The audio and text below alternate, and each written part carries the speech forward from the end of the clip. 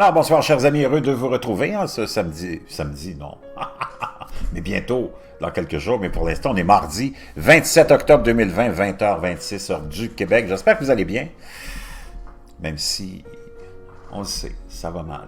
Imaginez-vous, j'ai trouvé quelque chose de vraiment intéressant que je vous partage à l'instant. Les chauves-souris vampires se distancient socialement lorsqu'elles tombent malades. Ça nous vient de UPI.com, Science News. Imaginez-vous la belle chauve-souris qu'on voit là. Selon une nouvelle étude, les chauves-souris vampires s'auto-isolent lorsqu'elles sont malades.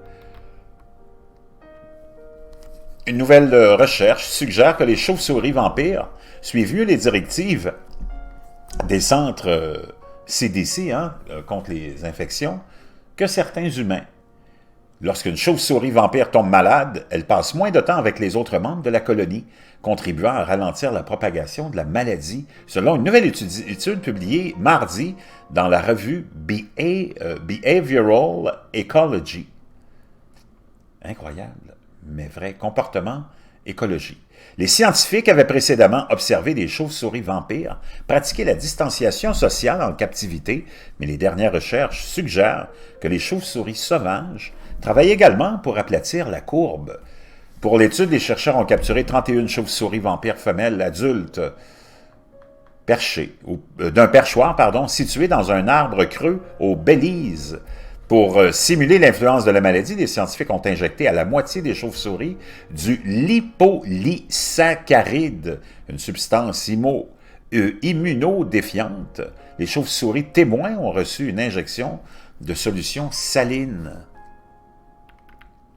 Après avoir attaché des capteurs de proximité aux chauves-souris, les chercheurs les ont relâchés dans la nature.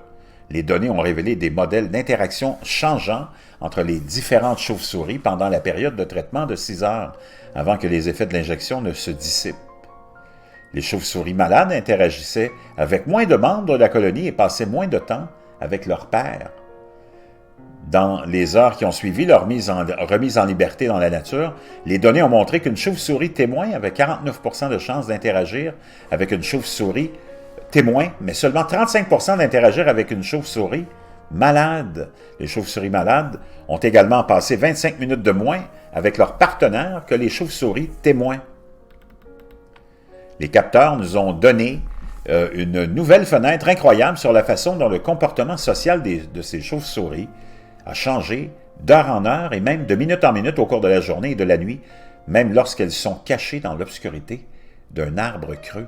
L'auteur principal de l'étude, Simon Ripperger, a déclaré dans un communiqué de presse « Nous sommes passés de la collecte de données tous les jours à toutes les quelques secondes », a déclaré Ripperger, écologiste à l'Ohio State University.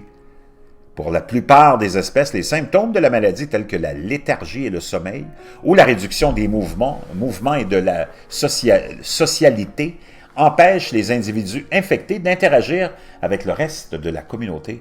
Une sorte de distanciation sociale involontaire. Mais les dernières recherches suggèrent que les chauves-souris font partie d'un groupe minoritaire d'animaux qui s'auto-isolent délibérément en coopération avec leurs compagnons de colonie. Vraiment, vraiment intéressant. Une leçon à apprendre peut-être ici, des chauves-souris vampires.